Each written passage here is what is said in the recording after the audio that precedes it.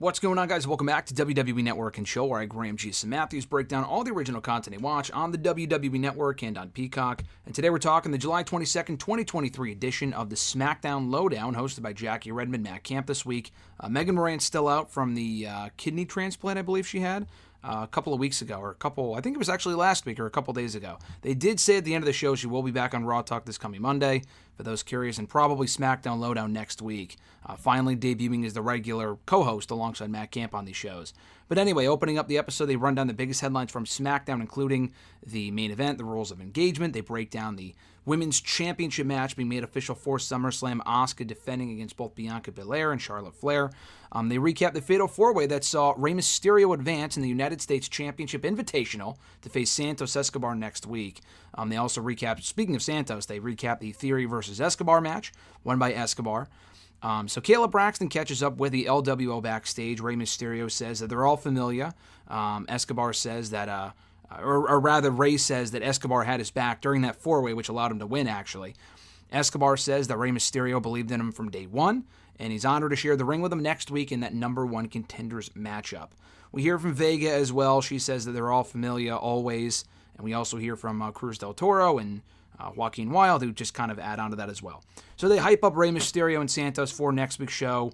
No mention of LA Knight, really. I mean, they mention LA Knight in the recap of the match, but it would have been nice to find out what was next for him or hear his thoughts on losing, blah, blah, blah. He did get mic time before the match, unlike anyone else in that match, but still disappointing he lost, but we can only hope they can do something of note with him from there. They recap the Rey Mysterio, or not, I wrote down Rey Mysterio, or actually it is Mysterio, Dominic Mysterio rather. Dominic Mysterio versus Butch, the NXT North American Championship defense from SmackDown, won by Dominic, obviously. They also recap the Charlotte Flair Io Sky match, won by Charlotte Flair. They hype up the aforementioned triple threat for the WWE Women's Championship at SummerSlam between Belair, Charlotte, and Sky. We hear from Bayley and Io real quickly, primarily just Bayley. Kayla catches up with them real quickly, and Bayley says that she doesn't care about Shotzi. That's not why she left ringside, and that's not why she left ringside. She also calls Io Sky a future champion, and that was it. And they left the building.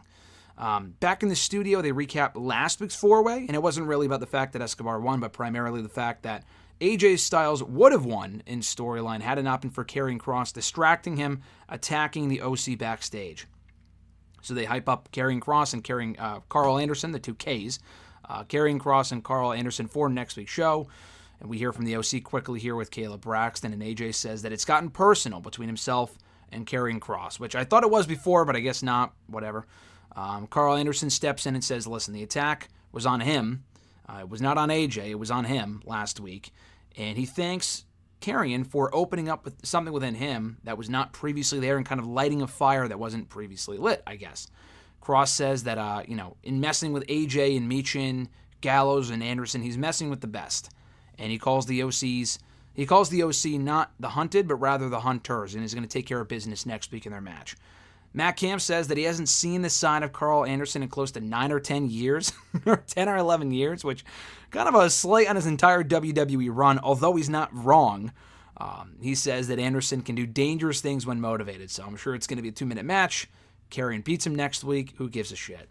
They replay the main event segment with Jay and Roman going over the rules of engagement ahead of their SummerSlam match for the WWE Undisputed Universal Championship. Matt Camp says the bloodline hatred runs deep, and it's all about the blood. It's all not the blood, but all about blood and family. And Matt Camp also says, when Megan asks, why did Roman stop Solo from attacking Jay on last night's show?